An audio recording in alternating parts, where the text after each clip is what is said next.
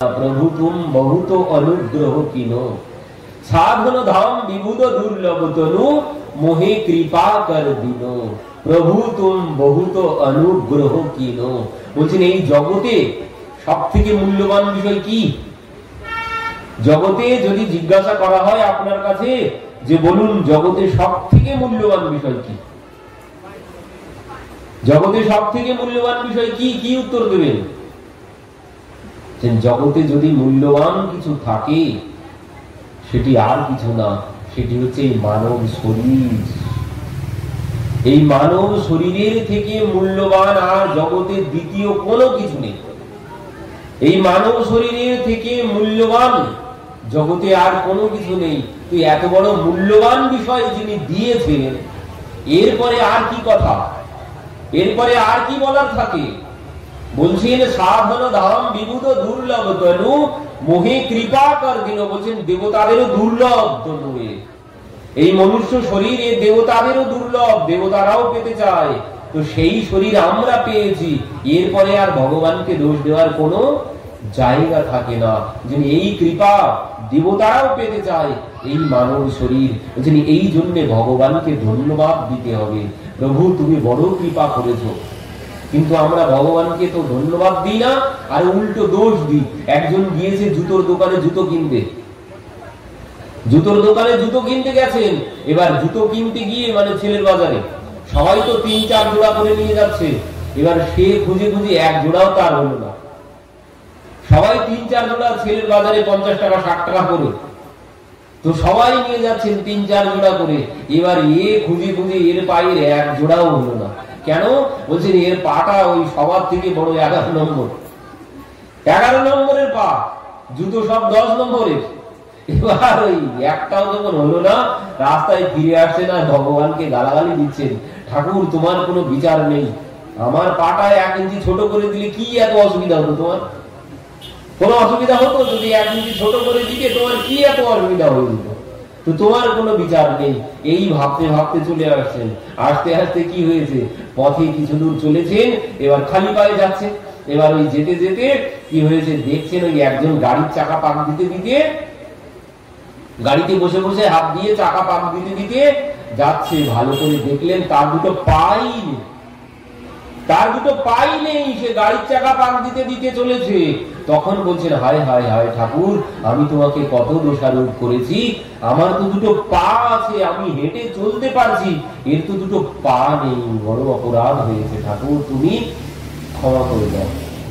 এই জন্যে বলছেন যা আছে, যা কিছু আছে, বলছেন এসব নিজের প্রারব্ধ, নিজের কর্মফলের জন্য পেয়েছি। এর জন্য ভগবানকে দোষ দিয়ে কোনো লাভ নেই। একটা গিলাস তার যতটা ধারণ ক্ষমতা সে ততটুকু জল ধরেছে, একটা বালতি তার যতটুকু ধারণ ক্ষমতা সে ততটুকু জল ধরেছে, একটা ড্রাম তার যতটা ধারণ ক্ষমতা সে ততটুকু জল ধরেছে। কাউকে গালি দিয়ে কোনো লাভ নেই, নিজের ধারণ ক্ষমতা বাড়াতে হবে, এটাই হচ্ছে প্রশ্ন। কাউকে দোষ দিয়ে কোনো লাভ নেই। তুমি যেমন কর্ম করবে তোমাকে তেমন ফল ভোগ করতে হবে। তো বলছেন যারা নিজের জায়গায় সন্তুষ্ট হতে পারে না, অন্যেরটা দেখে কষ্ট পায়, একে বলে মাৎসর্য দোষ। পর উৎকর্ষ আসানাম মৎসরহ, মানে অন্যের উন্নতি দেখে যার কষ্ট হয়, একে বলে মাৎসর্য দোষ। মাৎসর্য দোষ কোথায় আছে? কাম, ক্রোধ, লোভ, মোহ, মদ, মাৎসর্য, শেষেরটা। আর বলছেন এটাই বেশি ভয়ঙ্কর, এটাই সব থেকে বেশি ক্ষতিকারক, এই মাৎসর্য দোষ। মানে অন্যের ভালো দেখে যদি আমার ভিতরটায় কষ্ট হয়, তাই তো হয়। অন্যের ভালো দেখে অন্যের ছেলেটা যদি চাকরি পায়, শুনলে ভিতরটা যেন কেউ লাথি মারলো। কিন্তু এই যে 26,000 চাকরি চলে গেছে, কত আনন্দ পেয়েছি, আমি পাইনি, খুব ভালো হয়েছে, খুব ভালো হয়েছে, অনেকে আনন্দ পাচ্ছে। অন্যের ক্ষতি হলে আমরা আনন্দ পাই, অন্যের ভালো কথা শুনলে নিজে কষ্ট হয়। তো একে বলে মাৎসর্য দোষ। বললেন এই দোষ যার আছে তার জীবনে কোনোদিন কল্যাণ হবে না। এই মাৎসর্য দোষ যার আছে তার জীবনে কোনোদিন কল্যাণ হবে না, কোনোদিন কল্যাণ হবে না। বলছেন এই মাৎসর্য দোষ, ভাগবতে সুখদেবজি বলছেন এই দোষ যার আছে সে ভাগবত শ্রবণের অধিকারী না। সে ভাগবত শ্রবণ করলে তার কোনো লাভ হবে না, তার কোনো ফল সে পাবে না। যার মধ্যে এই মাৎসর্য দোষ আছে, যে পর উৎকর্ষ আসানাম মৎসরহ তদ রহিতানাম নির্মৎসরহ। বলছেন এই মাৎসর্য দোষ ত্যাগ করতে হবে। দেখুন, কাম ক্রোধ লোভ মোহ মদ মাৎসর্য, কাম ক্রোধ লোভ মোহ মদ এগুলো ত্যাগ করার কথা বলেনি, বলেছেন আগে মাৎসর্য দোষ ত্যাগ করতে হবে। ভাগবতে প্রথমেই বলা আছে, দ্বিতীয় শ্লোকেই বলা আছে সেখানে, যে বলছেন এই মাৎসর্য দোষ আগে ত্যাগ করতে হবে। কাম ক্রোধ লোভ মোহ ত্যাগ করার কথা বলেনি। এই মাৎসর্য দোষ এ বড় ভয়ঙ্কর রোগ, এর জন্যই নিজের আয়ু ক্ষয় হয়। এই মাৎসর্য দোষ, যদি অসন্তোষে থাকি, মন যদি সর্বক্ষণ অসন্তুষ্ট থাকে, অন্যের ভালো দেখে যদি কষ্ট হতে থাকে ভিতরে, তাহলে কি হবে? ভিতরটা আরো রোগের বাসা হবে, নিজের আয়ু ক্ষয় হবে। এই জন্য বলছেন কোনোদিন অন্যের ভালো দেখে কষ্ট পেতে নেই, এতে নিজেরই ক্ষতি হবে। শারীরিক ক্ষতি তো হবেই, আধ্যাত্মিক ক্ষতিও হবে। এই জন্য কারোর কোনোদিন খারাপ চাইতে নেই। তো বলছেন যমরাজ বলছেন যারা এই যে যাদের মধ্যে মাৎসর্য দোষ আছে, যারা অন্যের ভালো দেখে কষ্ট পায়, তোমরা তাকে ধরে নিয়ে আসবে। আর কাকে ধরে নিয়ে আসবে? বলছেন ওই যারা এই ভজন যোগ্য দেহ পেয়ে, এই ভজনের যোগ্য দেহ পেয়ে যারা ভগবানের ভজন না করলো, ভোজন করে করে শরীরটাকে রোগের বাসা বানালো, তোমরা তাদেরকে সব ধরে নিয়ে আসবে। যারা এই ভজনের শরীর পেয়ে, ভজন যোগ্য দেহ পেয়ে, এই ভজন যোগ্য দেহ পেয়ে যারা ভজন না করে শুধু ভোজন করলো, ভোজন করে করে সুগার প্রেশার কোলেস্ট্রল নানা রকমের রোগের বাসা বানালো এই শরীরকে, তোমরা সব তাদেরকে এই জোয়ালয়ে ধরে নিয়ে আসবে। আর কি করে ভগবানের নাম করতে হয় আমি শেখাবো, কি করে ভগবানের নাম করতে হয় আমি তাদেরকে শেখাবো। তো এই তারাই যাবে ভগবানের, মানে যারা যারা ভগবানের চরণে প্রণাম না করে, ভক্তের চরণে মাথা নিচু না করে, যারা ভগবানের নাম না করে, যারা ভগবানকে ধন্যবাদ না দেয়, যারা অন্যের ভালো দেখে কষ্ট পায়, যারা ভজন না করে শুধু ভোজন করে করে শরীরটাকে রোগের বাসা বানিয়েছে, এরাই সব যাবে জোয়ালয়ে। তো এবার কি হলো? পরবর্তীতে যমদূতরা চলে গেলেন, পরবর্তীতে বিষ্ণুদূতরাও চলে গেলেন। তো সেখান থেকে অজামিল এবার পুনরায় নূতন জীবন পেয়ে গেলেন। কেউ তাকে নিয়ে গেল না, অজামিল মৃত্যু শয্যায় শায়িত হয়ে এই দৃশ্য সব দেখলেন বা শুনতে পেলেন। তখন ভাবলেন আমি আমার নিজের ছেলেকে ডেকেছিলাম, আজ তার ফল এই হলো। আর যদি ভালোবেসে ভগবানের ভজনা করতাম তাহলে কি না কি হতো। তো সেই অজামিল চলে গেলেন সব ছেড়ে ভগবানের ভজনা করতে। তো এই জন্য বলছেন যে নাম অজামিল সাক্ষী, নামের সাক্ষী হচ্ছেন অজামিল। নাম বন্ধনতে খুলে নাম অধিক রঘুনাথ হতে। বলছেন নাম ভগবানের থেকেও বড়, নাম ভগবানের থেকেও বড়। বলছেন নাম অধিক রঘুনাথ হতে রাম নিকট হনুমত কহো। বলছেন নাম ভগবানের থেকেও ভগবানের নাম বড়। আর এই কথা বলেছেন কে? বলছেন এই কথা হনুমানজি ভগবানের সম্মুখেই বলেছেন দাঁড়িয়ে। কখন বলেছেন? যখন সেই সেতু বন্ধন করছিলেন। একটা কাঠ বিড়ালি এসে বালি দিচ্ছে, কাঠ বিড়ালি গায়ে বালি মেখে এসে ওই সেতুর উপরে গিয়ে গা ঝাড়া দিচ্ছে। প্রভু বসে বসে দর্শন করেছেন, দর্শন করে দেখছেন একটা কাঠ বিড়ালি এইভাবে পরিশ্রম করছে আর আমি বসে আছি। এই জন্য ভগবান কি করলেন? নিজেও শিলা নিয়ে মাথায় করে করে নিয়ে ওই সেতুতে ফেলতে লাগলেন। কিন্তু কি হলো? সব ডুবে যেতে লাগলো, সব ডুবে যাচ্ছে। তখন এই দেখে ভগবান ওই দূরে গিয়ে চুপচাপ বসে আছেন। হনুমানজি তো লক্ষ্য করেছেন, ভগবান যে চুপচাপ বসে আছেন হনুমানজি লক্ষ্য করেছেন। কিছুক্ষণ পর হনুমানজি এসেছেন প্রভুর কাছে। প্রভু কি ব্যাপার, আপনি এখানে মুখটা শুকনো করে এইভাবে বসে আছেন? কই না তো হনুমান। না প্রভু, কিছু তো একটা হয়েছে, আপনি এইভাবে মুখটা শুকনো করে বসে আছেন কেন? প্রভু কি হয়েছে? বলছেন কই না তো হনুমান, কিছু হয়নি। যে না প্রভু লুকাবেন না, আমি বুঝতে পারছি কিছু একটা হয়েছে। তখন বলছেন হনুমান শুনবে কি হয়েছে? তোমরা সবাই শিলা বসাচ্ছ, একটা কাঠ বিড়ালি সেও পরিশ্রম করছে। তো আমি ভাবলাম আমি কেন বসে থাকবো, তো আমিও গিয়ে শিলা বসাতে লাগলাম। কিন্তু কি হলো জানো? আমি যে কয়েকটি শিলা দিলাম সব ডুবে গেল, আর এই কথা যেই বলেছেন হনুমানজি হো করে হেসে উঠেছেন। হনুমান তুমি হাসছো? বলছেন প্রভু হাসবো না তো কি, প্রভু এতদিন জানতাম তোমার থেকে জগতে বড় আর কেউ নেই। আমি এতদিন জানতাম তোমার থেকে জগতে আর কেউ নেই বড়। ভগবান বলছেন তাহলে আমিও তো তাই জানতাম যে আমার থেকে বড় আর জগতে কেউ নেই। না প্রভু, আপনার থেকেও বড় একজন আছে জগতে। কে? বলছেন প্রভু সে আর কেউ না, সে হচ্ছে আপনার নাম। আপনার থেকেও আপনার নাম বড়। না হলে আপনার নাম বলে জয় শ্রীরাম বলে আমরা শিলা ভাসিয়ে দিচ্ছি, আর সেই শিলাগুলো ভেসে যাচ্ছে, আর আপনি স্বয়ং নিজে হাতে ভাসাচ্ছেন, সেই শিলা সব ডুবে যাচ্ছে। এই জন্য প্রভু আপনার থেকেও আপনার নাম বড়। जिस समुद्र को लांग सके ना राम, যে সমুদ্র পার হতে পারলেন না সেতু ছাড়া রাম, বলছেন उस समुद्र को लांग गए हनुमान लेकर प्रभु का नाम। এই পারে বলেছেন রাম বলে পার হয়ে গেছেন, মানে এইখানে রা বলেছেন আর ওই পারে গিয়ে মো বলেছেন। ওই পারে মানে এক পায়ে লাফ দিয়ে ওই পারে গিয়ে পা রেখে তারপরে মো বলেছেন। তো রাম বলে তিনি ওই পারে গিয়ে পার হয়ে চলে গেলেন। তো বললেন অন্ত মে নিকলা এহ পরিণাম, হরি সে বড়া হরি কা নাম। ভগবানের থেকেও ভগবানের নাম বড়। এই জন্যে নাম ভজো নাম চিন্ত্য নাম করো সার, নাম বিনু কলি জীবের গতি নাহি আর। এই নাম কি করে? বলছেন এই নাম হচ্ছে ভব রোগের সব থেকে মিষ্টি ঔষধ। এই ভব রোগের সব থেকে মিষ্টি যদি কোনো ঔষধ থাকে সেই নাম আছে। ভবরোগ, ভবরোগ কি? এই যে পুনরপি জন্মনম পুনরপি মরণম পুনরপি জননী জঠরে শয়নম, এই হচ্ছে ভবরোগ। তো এই রোগের সব থেকে ভালো ঔষধ, সব থেকে ভালো ঔষধ হচ্ছে এই ভগবানের নাম। কিন্তু ঔষধ সেবন করতে তো আমাদের ভালোই লাগে না, ওইখানে রুচি নেই। ঔষধ সেবনে আমাদের রুচি নেই। আমাদের রুচি কোথায়? মদিরা পান করতে রুচি আছে, কিন্তু ঔষধ সেবনে আমাদের রুচি নেই। আমাদের সংসারে মানে যেদিকে খারাপ হবে সেখানে আমাদের রুচি আছে। সংসারের সব বিষয়ে আমাদের রুচি আছে। সংসারের সমস্ত বিষয়ের জন্য আমাদেরকে শেখাতে হয় না, ও স্বাভাবিক একটা ভালোবাসা, স্বাভাবিক একটা রুচি চলেই আসে।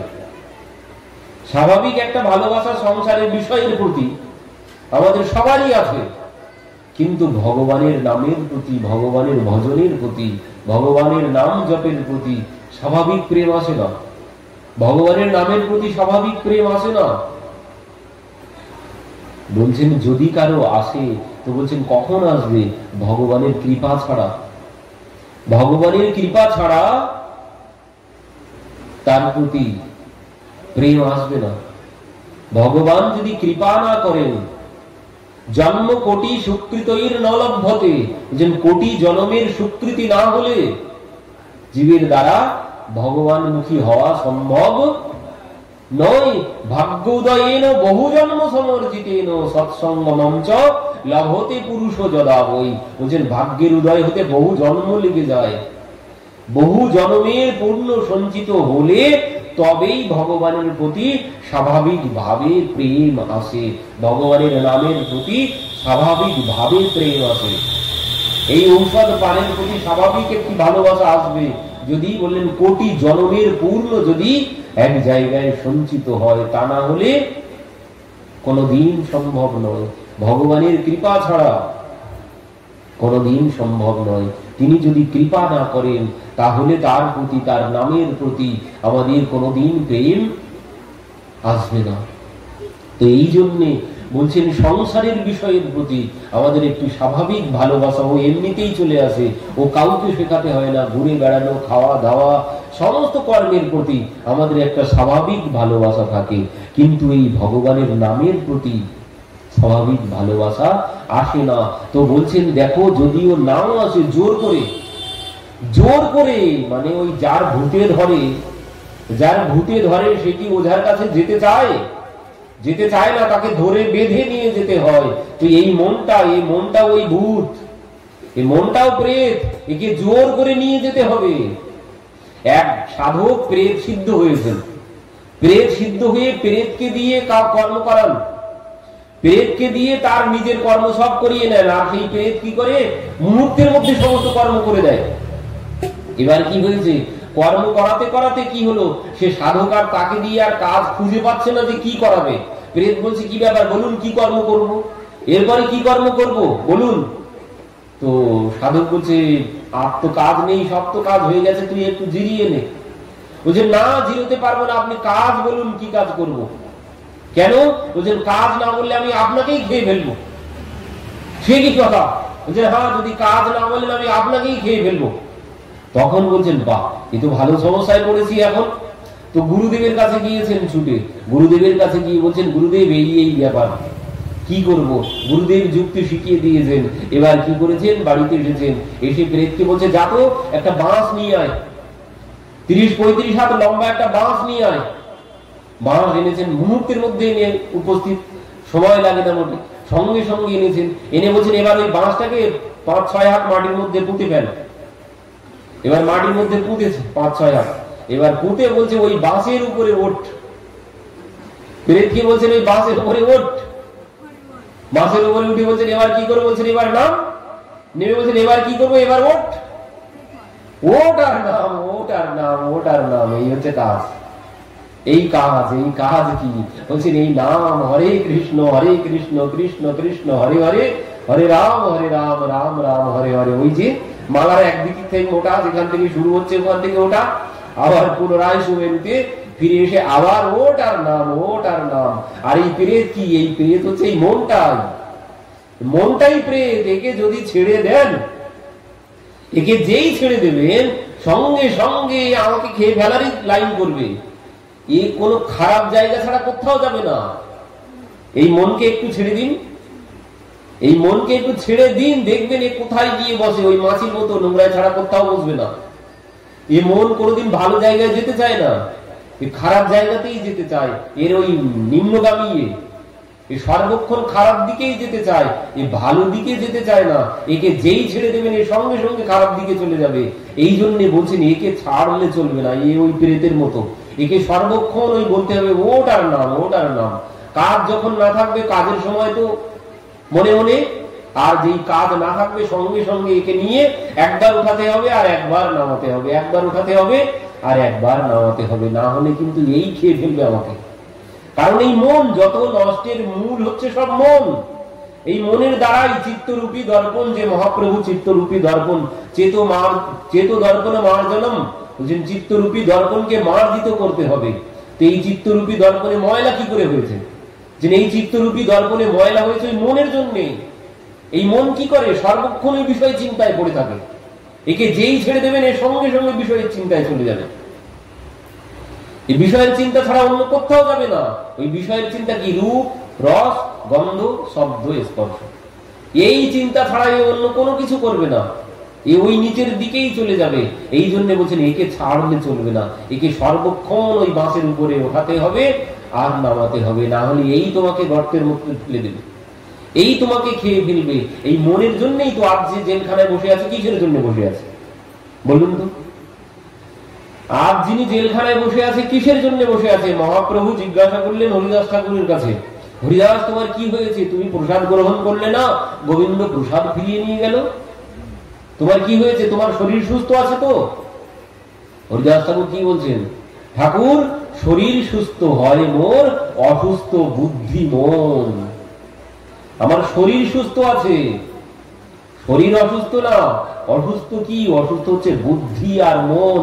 এই মন কিছুতেই ভালো দিকে যেতে চায় না, এই সদা সর্বক্ষণ খারাপ দিকে চায়। এই জন্যই বলছেন মন আর বুদ্ধি অসুস্থ। এই মন বুদ্ধির জন্যই যে খারাপ কর্ম করছে, কিসের জন্য করছে? ওই মনের জন্য। মন ওদিকেই টেনে নিয়ে যাচ্ছে। মন দেখুন ওই হুড়ি লাপালাপি নাচানাচিতে মন খুব ভালোবাসে, ওইগুলো খুব ভালোবাসে। তখন আর জায়গা হতো না, নাচানাচি হলে এখানে জায়গা দেওয়া যাবে না, তাই যত রাত হোক। কিন্তু ঔষধের বেলায় ঔষধ পান করতে কয়জনের ভালো লাগে? ঔষধ পান করতে কয়জনের ভালো লাগে? ঔষধ পান করতে সবাই চায় না। হুড়োহুড়ি করতে বলো, তখন সবাই আছে, তখন সঙ্গে সঙ্গে সবাই ছুটে আসবে। এক্ষুনি নাচানাচি শুরু করে দিলে এক্ষুনি ভর্তি হয়ে যাবে জায়গা। কিন্তু ভালো দিকে মন যেতে চায় না, যেখানে কল্যাণ হবে, কল্যাণের জায়গায় এই মন কিছুতেই যেতে চায় না। তো এই জন্য বলছেন জোর করে, যেমন ভূতে ধরলে তাকে জোর করে ওঝার কাছে নিয়ে যেতে হয়, এই মনটাকে জোর করে ধরে বেঁধে নিয়ে এসে বসাতে হবে। বসাতে বসাতে বসাতে বসাতে একদিন কি হবে, ওই যে শ্রবণের ফলে, ভগবানের নাম শ্রবণের সাথে সাথে কি হবে, ওই ময়লা আস্তে আস্তে পরিষ্কার যেই হবে, তখন আস্তে আস্তে একটা ভালোবাসা চলে আসবে ভগবানের নামের প্রতি। আর সেই ভালোবাসা যখন আসবে, তখন দেখবে না আর জোর করে তাকে ধরে বেঁধে আনতে হচ্ছে না, সে এমনিতেই চলে আসবে। এই জন্য বলছেন প্রথম তাকে একটু জোর করে ধরে বসাতে হবে। ওই আমাদের অবস্থা কি, ভূতে ধরিলে যে রূপ প্রলাপ বকয়, মায়ার প্রভাবে জীবের তদরূপ দশা হয়। আমাদের ওই মায়ার প্রভাবে ঠিক ওই অবস্থা হয়েছে। ভূতে ধরলে যে অবস্থা হয়, মায়ার প্রভাবে আমাদেরও ওই অবস্থা হয়েছে। আমরা ওঝার কাছে যেতে চাইব না। যেখানে ওঝা আছে, ওঝাকে আরো গালাগালি দেব। যদি শুনি যে ওঝার কাছে নিয়ে যাব, এই শুনলেই তো গালাগালি মুখ কিস্তি। যাকে ভূতে ধরে সে গালি দিতে থাকবে ওঝাকে, কিছুতেই যাবে না। তো এই জন্যে বলছেন এই আমাদের ওই অবস্থা, ভূতে ধরেছে, ওঝার কাছে কিছুতেই যেতে চায় না। তো এই জন্য বললেন জোর করে নিয়ে যেতে হবে। নিয়ে যেতে যেতে শ্রবণ করতে করতে আস্তে আস্তে ময়লা যখন পরিষ্কার হবে, কারণ সুখদেবজি বলছেন মনশুদ্ধির নবিদ্যতে, বলছেন এই ভাগবত কথার মতো মন শুদ্ধির, মনের ময়লা, ওই যে চেত দর্পণ মার্জনম, বলছেন চিত্তরূপী দর্পণের ময়লা পরিষ্কারের সাধন এই ভাগবত কথার মতো অন্য কোন সাধন আর নেই। এই কথার দ্বারা কি হবে, বলছেন ওই চিত্তরূপী দর্পণের ময়লা আস্তে আস্তে আস্তে আস্তে চলে যাবে এই কথার দ্বারা। এই কথা ছাড়া ওই মন শুদ্ধির অন্য কোনো মাধ্যম নেই। এই হচ্ছে সহজ মাধ্যম। এই ভগবানের কথা শ্রবণ করতে করতে আমাদের ওই ময়লা আস্তে আস্তে পরিষ্কার হয়ে যাবে। তো এই জন্যে ভাগবত কি বললেন সুখদেবজি, শ্রীয়তাম শ্রীয়তাম নিত্যম সদা সেব্য সদা সেব্য। সদা সর্বক্ষণ শ্রবণ করতে থাকো, শ্রবণ করতে করতে ঠিক একদিন ময়লা পরিষ্কার হয়ে যাবে। তারপর কি, ময়লা পরিষ্কারের পর বলছেন ওই যে কপিল ভগবান বলেছিলেন মাকে, কি বললেন, শতাং প্রসংজ্ঞান মম বীর্য সম্বিদ ভবন্তি হৃদকর্ণ রসায়ন কথাহ তজ্জ সনা দাস্য পবর্গবৎমনি শ্রদ্ধা রতির ভক্তির অনুক্রমিষ্যতি। কি বললেন, এই কথা শ্রবণ করতে করতে কি বলেছেন, প্রথমে শতাং প্রসঙ্গান মম বীর্য সম্বিদ, শতাং প্রসঙ্গান মম বীর্য সম্বিদ ভবন্তি হৃদকর্ণ রসায়ন কথাহ। বলছেন এই কর্ণ দিয়ে এই কথা যখন ভিতরে আস্তে আস্তে প্রবেশ করবে, ভিতরের রোগ আস্তে আস্তে পরিষ্কার হতে শুরু করবে, রোগ আস্তে আস্তে ভালো হতে শুরু করবে। আর এই রোগ যখন ভালো হবে তখন কি হবে, বলছেন তজ্জ সনা দাস্য পবর্গবৎমনি শ্রদ্ধা রতির ভক্তির রনুক্রমিষ্যতি। শ্রদ্ধা জাগবে এই কথা শ্রবণ করতে করতে। একদিন ঠিক এই কথার প্রতি শ্রদ্ধা ভালোবাসা জেগে যাবে, রতি জেগে যাবে। যে কন্যা বিবাহের জন্য রাজি হচ্ছে না, যে বিবাহের জন্য রাজি করা যাচ্ছে না, তার কানের কাছে সর্বক্ষণ বলতে থাকুন, ছেলেটা চাকরি করে, তার এত বড় বাড়ি, এত গাড়ি, প্রত্যেক দিন তার গল্প বলতে লাগুন তার কানের কাছে। প্রথম অবাক করবে, কিন্তু কয়েকদিন যখন এই বলতে থাকবেন, কয়েকদিন পর তখন মনে মনে ভাববে এত যার কথা বলছে একবার দেখলেই হতো, একবার দেখে আসলেই হতো। তুই এই কি, প্রথমে রাজি হবে না, কিন্তু ওই বারবার বলতে বলতে মন পরিবর্তন হবে একদিন, তখন সেই ভাববে এত যখন সবাই বলতে শুরু করেছে, একবার যদি তাকে দেখতে পেতাম। তো এই কি হবে, বলছেন এই কথা যখন বারবার শুনতে থাকবো, বারবার শুনতে থাকবো, শুনতে শুনতে যখন একটু ভালোবাসা মনটা যেই একটু বলে যাবে, তখন মনে হবে যার কথা এত শুনছি যদি একবার তাকে দেখতে পেতাম। এই হচ্ছে কথা শ্রবণের ফল। রুক্মিণী দেবী কথা শ্রবণ করলেন, শ্রবণ করেই বলছেন শ্রুতিয়া গুণান ভুবন সুন্দর শৃণ্যতাম তে নির্বিশ্য কর্ণ বিবরই হরতঙ্গ তাপম। বলছেন আমি তোমার কথা শ্রবণ করে, তোমার রূপের কথা, গুণের কথা শ্রবণ করে আমি আর থাকতে পারছি না, তোমাকে ছাড়া আমি আর বাঁচবো না, তুমি আমাকে এখান থেকে নিয়ে যাও বলে চিঠি লিখে পাঠিয়ে দিলেন। ভগবান চিঠি পেয়ে সঙ্গে সঙ্গে চলে এলেন। তো বলছেন এই হচ্ছে শ্রবণের ফল, এই হচ্ছে শ্রবণের ফল। বললেন শ্রদ্ধা রতির ভক্তির অনুক্রমিষ্ঠতি, ভক্তি আস্তে আস্তে শ্রদ্ধা আসবে, প্রেম আসবে, তারপর ভক্তি আসবে। এবার ভক্তিতে গিয়ে কি